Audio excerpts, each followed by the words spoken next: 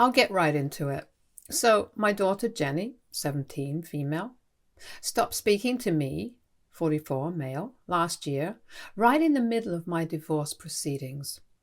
I had no idea why, and even lost my custody of her during the legal battle because she insisted that she wanted to be with her mother, my ex-wife Cheryl, 42, and not me. She said that it was because she got along with her mother better than she did with me, but that was a blatant lie because Jenny had always been more on my side. The switchover happened randomly and without explanation. I never even got to the bottom of it because she moved out and started living with her mother soon after the custody battle began and didn't talk to me unless it was about important stuff. I was heartbroken and tried to get her back on my side a lot of times, but she was very clear about what she wanted, and that was to live with her mom. So after some time, I stopped trying. After the divorce, I still had visiting rights, but she told me that she didn't want to see me anymore. Not after whatever had happened with her mother. I didn't understand what she was referring to because I hadn't done a thing. It was Cheryl who cheated on me, and that's why we were getting divorced anyway. So I tried to get her to explain, but she blocked me, and when I tried to visit her at Cheryl's new address, my ex-wife told me that I wasn't welcome there.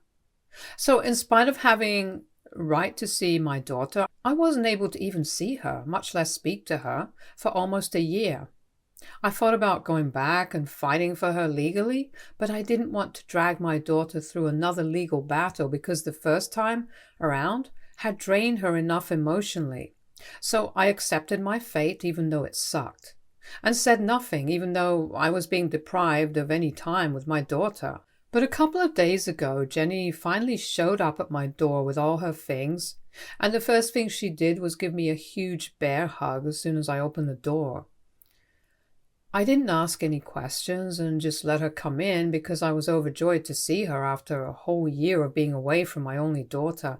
She and I quietly sat down, and then after a while she told me the truth about why she'd taken Cheryl's side in the divorce and stopped speaking to me despite knowing that her mother had cheated on me.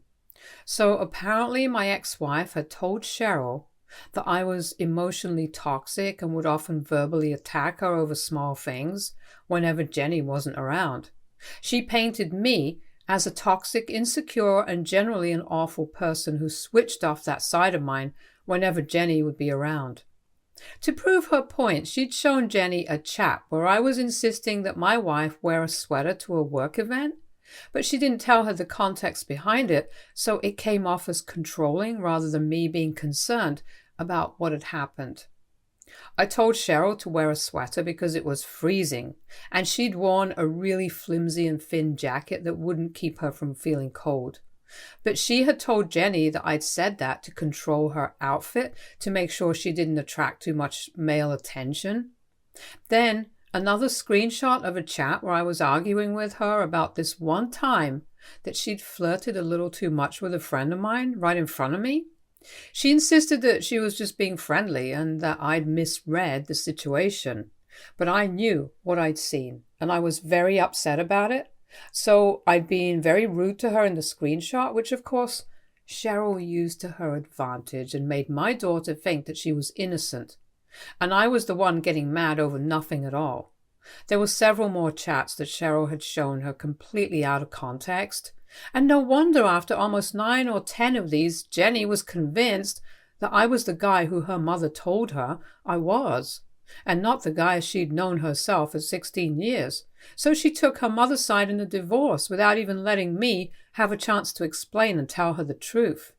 I was disappointed that she believed her mother, but then again, she was just 16 and very impressionable.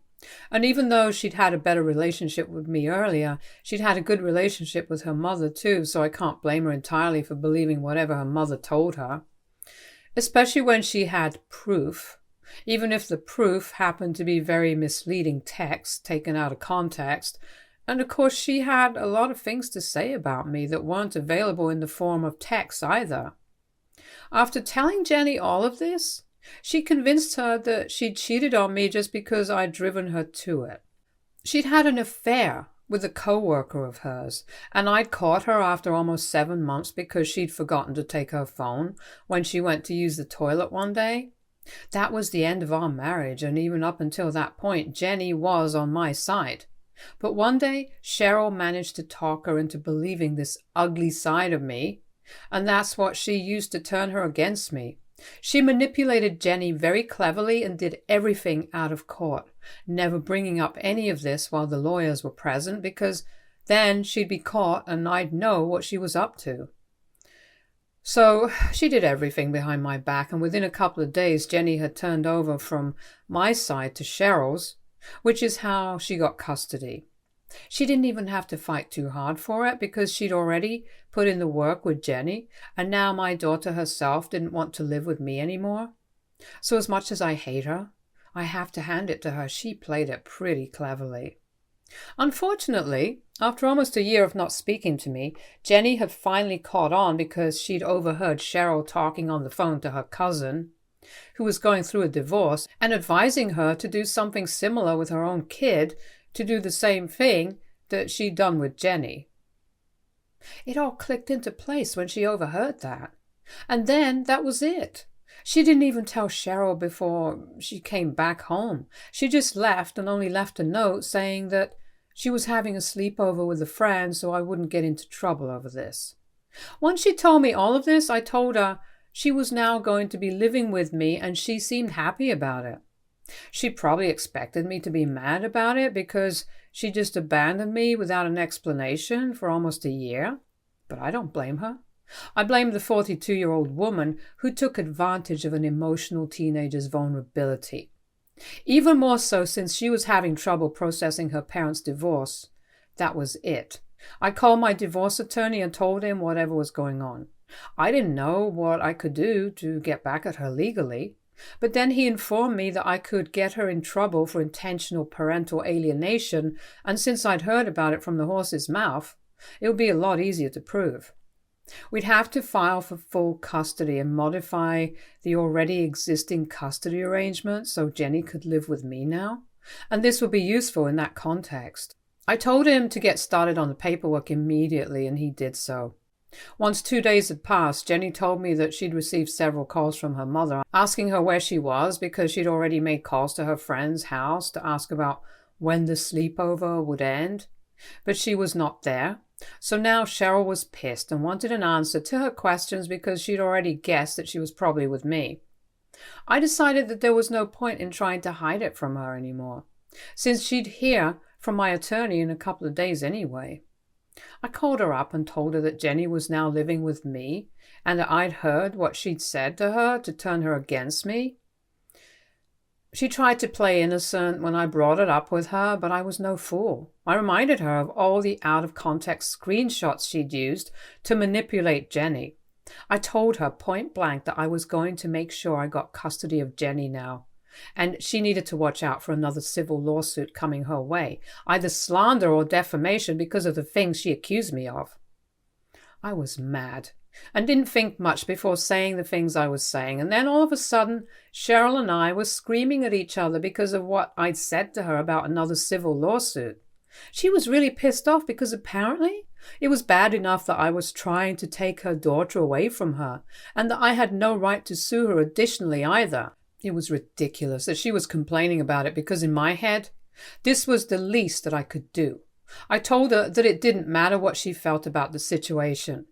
It was going to happen, and I was going to make sure that she paid for all that she'd done to me. I hung up after that, and I didn't check my phone for hours since I didn't even feel like speaking to her or anyone else at that point. I went out on a walk afterward and left Jenny at home by herself for like half an hour while I walked around to cool off.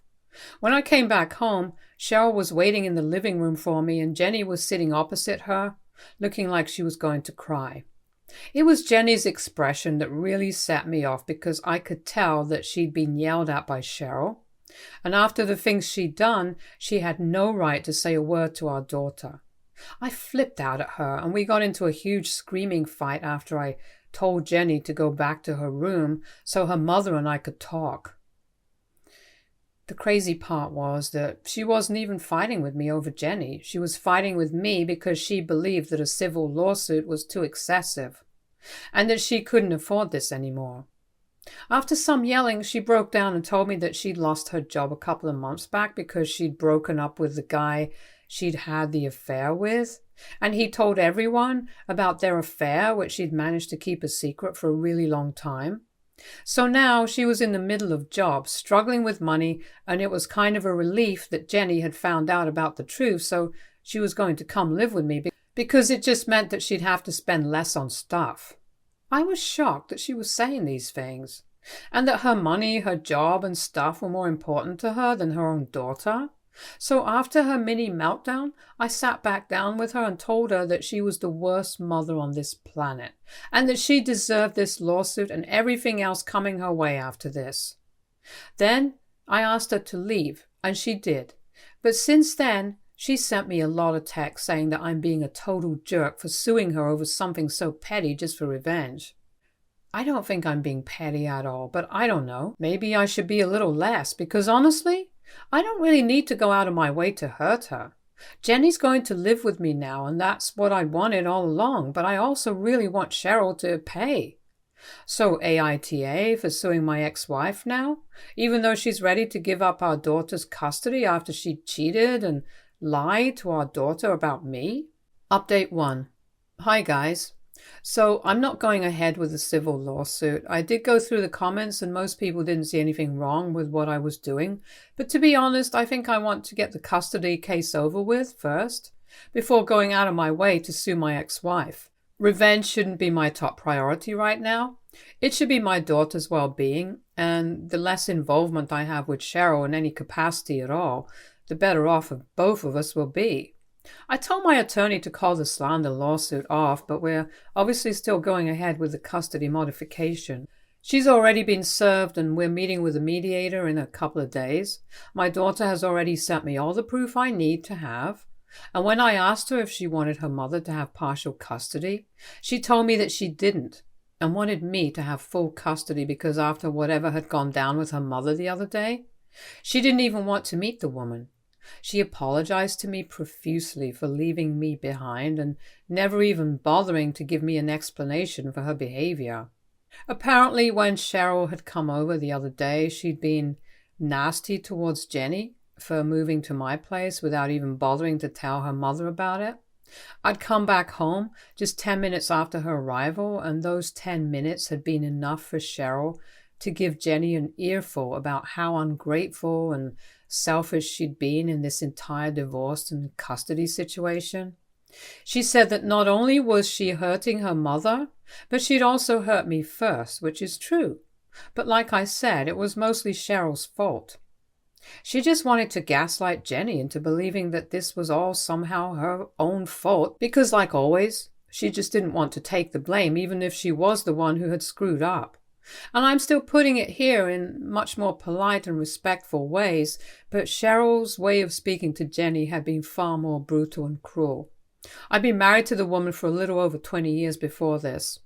I know how vicious she can get when she wants to, and it was surprising that she didn't even spare Jenny from facing that side of hers. I'm glad that our daughter came back to me because Cheryl's obviously a lot more interested in irrelevant crap than being a good mother. So be it then. Update 2. So there's been a really unexpected but unsurprising turn of events. Cheryl decided that she wanted to give up custody of her daughter altogether. It came as a surprise to me and my attorney, and we had no idea what to do when we learned about this. I've got to say I was shocked that she'd actually gone through with it because so far I'd always believed that she'd at least have a little love in her heart for Jenny. Not anymore, though. She wants nothing more than just to live on her own and save money. It's strange, but I know she's in between jobs and stuff, but her getting laid off at one place doesn't mean she's never going to get a job again. This is just a temporary phase, so I can't figure out why she'd make such a permanent decision like terminating her parental rights altogether over a phase of her life. Hypothetically speaking, even if she just opted for visiting rights, then she still wouldn't have had to spend much on Jenny, apart from one weekend or two at most. Not even that, perhaps. since Jenny has made it very obvious that she wants to live with me and not her mother. It's crazy how she's ready to just abandon her daughter, and I have a nagging feeling that there's more to this situation than she's letting us in on. Cheryl worked in a very well-reputed firm and was a department head. So she got paid pretty well, and 3 months without a job isn't enough to make her broke or whatever. She used to be big on savings as well, and unless she went out of her way to live a spendthrift lifestyle in the past year, she couldn't have possibly spent all her savings and run herself to the ground. It doesn't add up. And I know she maintained the same normal standard of living after our divorce as well, since Jenny has lived with her mother for a year. And she confirmed that Cheryl didn't suddenly start living like a millionaire after the divorce. I have my doubts and theories, but they're all unlikely.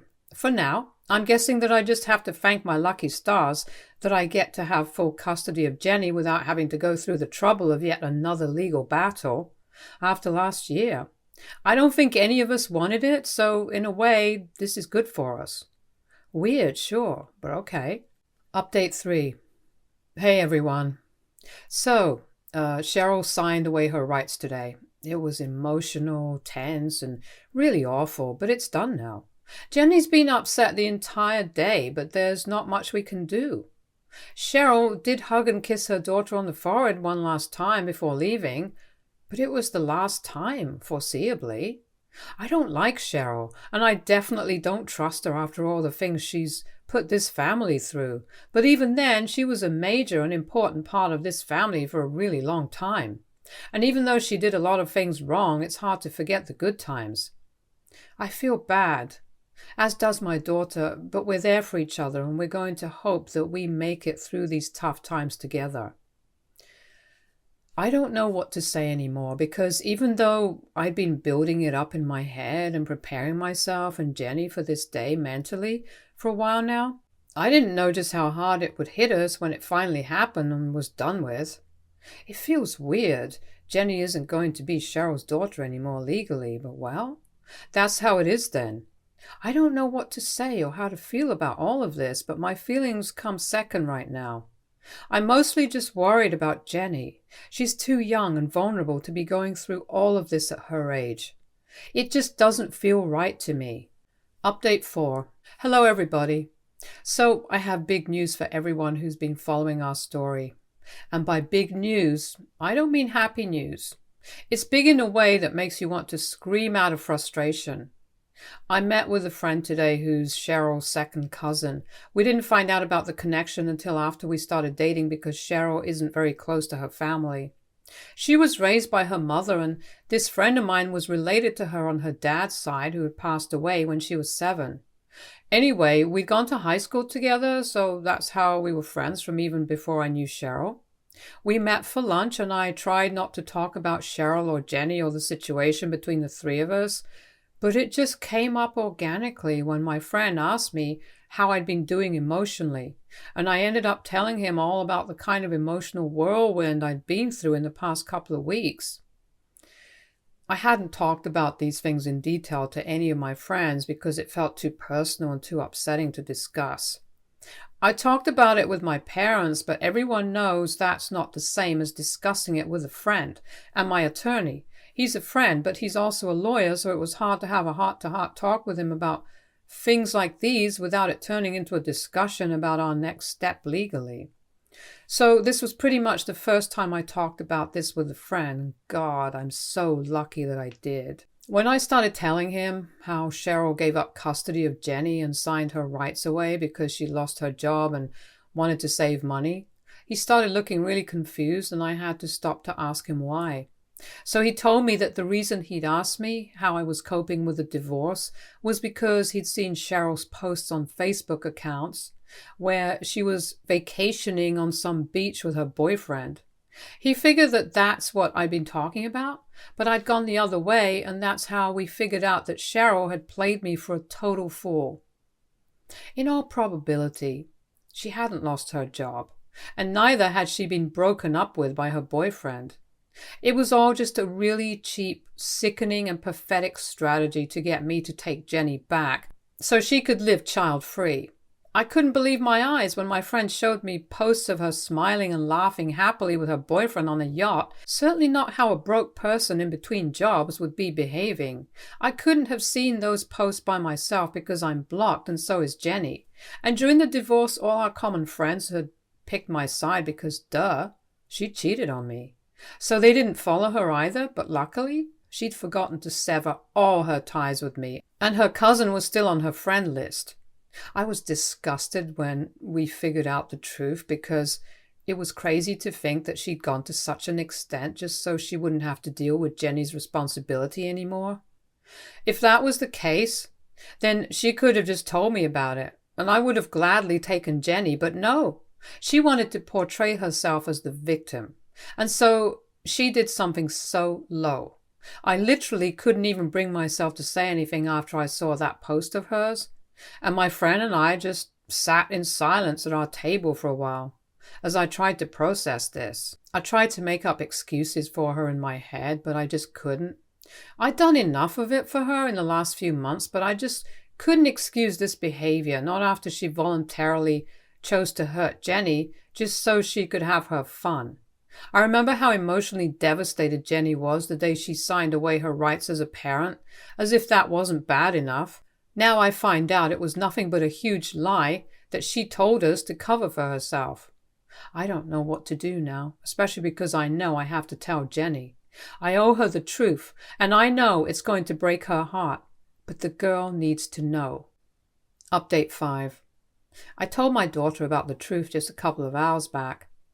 I'm surprised that she's dealing with it so well, and it feels like she's grown up overnight. After I told her the truth, she just shrugged it off and said that it didn't matter to her anymore. She'd already cut herself off from her mother the day she left home to come back to me and apologize.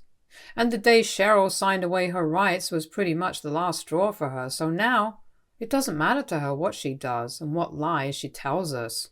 If she wanted to get rid of us so badly, she should have just told us the truth. It's not like Jenny would have tried to force her way into Cheryl's life, and neither would I have asked her for child support or anything. I earn well enough on my own and had been supporting our family for a really long time before Cheryl started working. So that's it, I guess. We're not going after her or anything. We're just letting this all go. Stay tuned for more stories from our girl relationships.